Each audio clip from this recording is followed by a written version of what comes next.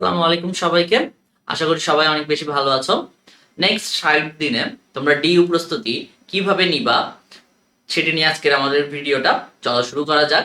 তোমরা ঢাকা বিশ্ববিদ্যালয়ে কিভাবে শুরু থেকে প্রস্তুতি নিতে হয় এটার আমার একটা ভিডিও আছে। তোমরা এইটার কমেন্ট বক্সে সেটার ডিটেলস একটা ভিডিও পেয়ে যাবে।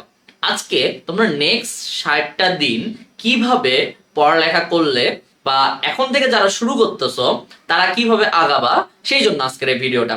তোমাদের অবশ্যই আমি একটা চ্যাপ্টার বা একটা সাবজেক্ট কিভাবে শেষ করতে হবে সেটা আমি বিগত ভিডিওতে বলেছিলাম। তো আজকে তোমরা নেক্সট 60টা দিন আসলে কি কি করতে পারো সেগুলো আমি বলবো। আমি কোনো চ্যাপ্টার ওয়াইজ কোনো সাজেশন দিব না বা সাবজেক্ট ওয়াইজ কোনো সাজেশন দিব না। আমি আজকে ওভারঅল তোমার টার্গেট সেট করে দিব যে নেক্সট 60টা দিন তুমি কিভাবে ভাগ করে নিলে তোমার একটা ভালো প্রিপারেশন হবে। তো চলো শুরু করা যাক। প্রথমেই আসি, তোমাকে প্রথমে তোমার হাতে আর কয়দিন টাইম আছে? তুমি ধরো যে আজকে পর্যন্ত কিছু পড়ো নাই বা আগে পড়ছো, ঠিক আছে? তোমার যদি আগে ধরো যে তোমার 40% শেষ হয়েছে আজকের আগ পর্যন্ত বা 50% শেষ হয়েছে, তো বা তোমার 100%ই বাকি, তোমার মেইন টার্গেট হইতে হবে যে তুমি আগামী 1 মাস বা 1.5 মাসের মধ্যে তোমার পুরো সবকিছু, পুরো 4টা সাবজেক্টে যেগুলো তুমি মার্কস অ্যান্সার করবা সেগুলোর সবকিছু শেষ করা। সেগুলো কি কি শেষ করা? সেগুলো হতে পারে হচ্ছে তোমার, আমি এখানে কোথায় লেখা যায়, আমি আরেকটা পেজ খুলি। কি কি শেষ করবা? নাম্বার 1 তোমার হচ্ছে টাইপ ওয়াইজ সবগুলো চ্যাপ্টারে টাইপ ওয়াইজ সব কনসেপ্ট শেষ করা। টাইপ ওয়াইজ কনসেপ্ট শেষ করবা সব, সেগুলো সবগুলো চ্যাপ্টারের, ঠিক আছে? নাম্বার 2 তোমার হচ্ছে রিডিং পড়া, যেটা সেটা কিসের জন্য? অবশ্যই তোমার হচ্ছে কেমিস্ট্রি আর বায়োলজির জন্য। কেমিস্ট্রি এবং বায়োলজির জন্য, বায়োলজি প্লাস কেমিস্ট্রির জন্য তোমার রিডিং পড়াটা শেষ করতে হবে। আর তারপরে হচ্ছে তোমার এমসিকিউ সলভ, ঠিক আছে? এমসিকিউ প্লাস হচ্ছে তোমার কিউ ব্যাংক সলভ, এইগুলা যে জিনিসগুলা আছে তোমার টাইপ ওয়াইজ জাস্ট কনসেপ্ট পড়লেই হবে না, তোমার কিন্তু এই MCQ plus Q bank solve করতে হবে। তোমার রিডিং, বায়ো এবং কেমিস্ট্রি মাস্ট পড়তে হবে। তোমার যদি বেশি বাকি থাকে তুমি 1.5 মাস টার্গেট করো।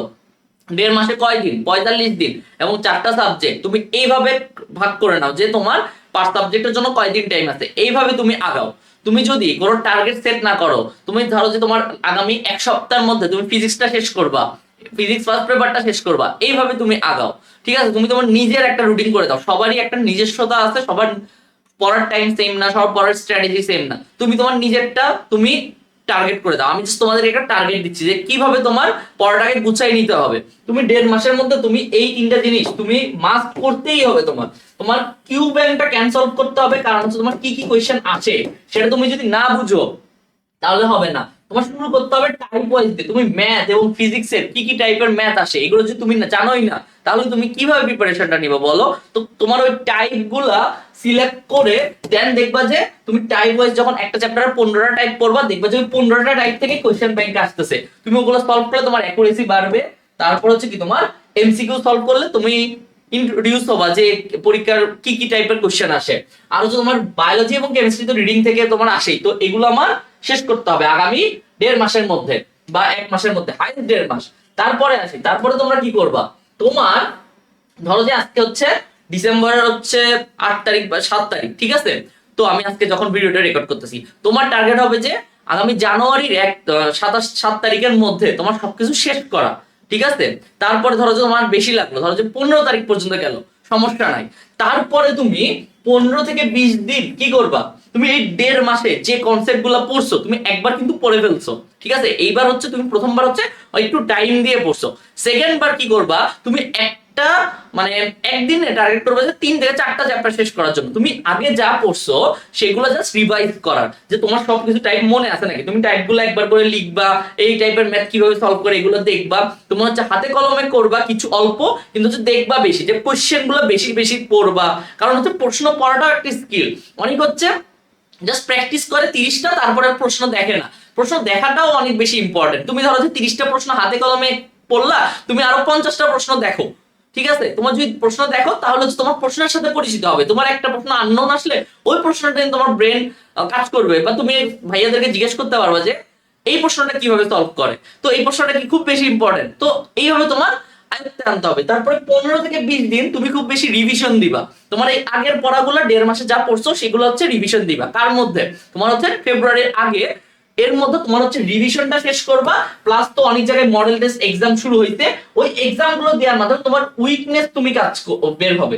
তোমার ওই উইকনেস গুলা, তুমি কোন সাবজেক্টের কোন টপিকটা কম পারতেছো, এক্সামে কোনটার নাম্বার কম আসতেছে, সেই জিনিসগুলো আইডেন্টিফাই করবা উইকনেস হিসেবে, এবং ওই উইকনেস গুলাতে টাইম দিবা।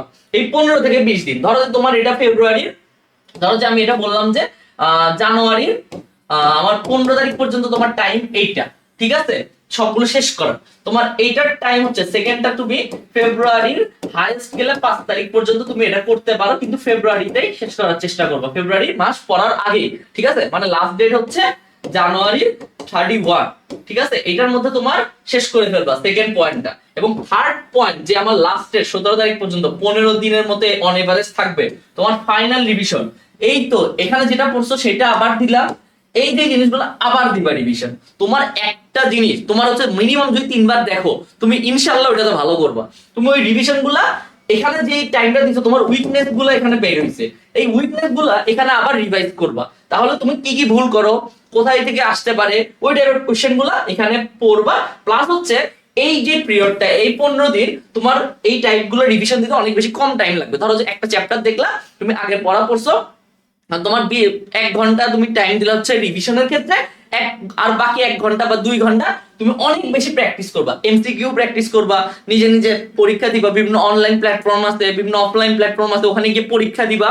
তো ওই পরীক্ষাগুলো দিবা, তার মধ্যে কি হবে, তোমার অ্যাকুরেসিটা বাড়বে, তুমি টাইম ম্যানেজমেন্ট শিখবা। আমি সাজেস্ট করবো যে অফলাইনে পরীক্ষা দাও, বা অনলাইনে পরীক্ষা দিলেও হচ্ছে কি টাইম ম্যানেজমেন্টটা তুমি শিখো। তুমি যখন টাইম ম্যানেজমেন্টটা শিখে যাবা, তাহলে আলটিমেটলি কি হবে, তোমার অ্যাকুরেসিটা বাড়বে, তোমার টাইম ম্যানেজমেন্ট বাড়বে, ঠিক আছে। তো আলটিমেটলি তোমার এইটার কাজ তুমি করবা হচ্ছে কি পর্যন্ত, এই 15 দিন তোমার হচ্ছে 15 তারিখ বা হচ্ছে ধরো যে তুমি 14 ফেব্রুয়ারি পর্যন্ত এই থার্ড স্টেপটা করবা। এবং যে লাস্টের যে 2 দিন থাকবে, অনেকে 3 দিন রাখবা, বা 4টা সাবজেক্টের জন্য তুমি 4টা দিনই রাখতে পারো, যে তুমি 17 তারিখে পরীক্ষা, 13, 14, 15, 16 এই 4টা দিন তুমি রাখলা হচ্ছে নিজের ফাইনাল রিভিশনের জন্য, যে প্রত্যেক দিনে হচ্ছে একটা চ্যাপ্টারে 2টা করে। তাহলে হচ্ছে তোমার আমার এই ওভারঅল প্রসেসে 4 বার তোমার রিভিশন হবে, ঠিক আছে, তোমার 4 বার রিভিশন হবে। এখন তুমি যদি একটা জিনিস 4 বার দেখো ভাই, তোমার ওইটা তুমি যদি খুব ভালোভাবে শুরু করো, আমি যে বললাম যে মানে আজকে থেকে যদি তুমি ভালোভাবে পড়াটা শুরু করো, একটা জিনিস যখন তুমি 4 বার দেখবা, তোমার এটা কখনো ভুলবা না তুমি, ঠিক আছে। তুমি যদি ভালোভাবে মনোযোগ দিয়ে পড়ো, তুমি এটা ভুলার কোনো চান্সই নেই, ঠিক আছে। তো আশা করি তোমাদের এই 16 ডে যে প্ল্যানটা আমি দিলাম তোমাদের জন্য কার্যকর হবে, এবং এই যে প্রসেসটা তোমরা ফলো করো, দেখবা যে ডিইউতে তোমরা ভালো পজিশনে চান্স পাচ্ছ। ধন্যবাদ সবাইকে।